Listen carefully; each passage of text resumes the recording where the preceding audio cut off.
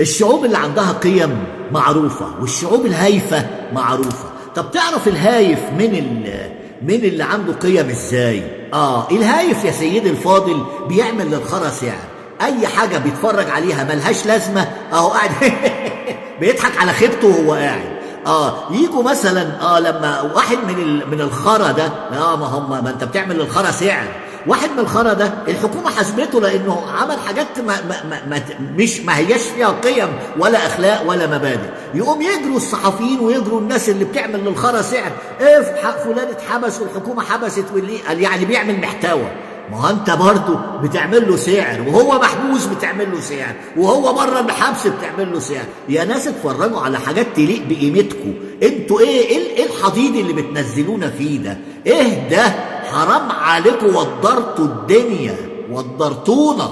حسبنا الله ونعم الوكيل.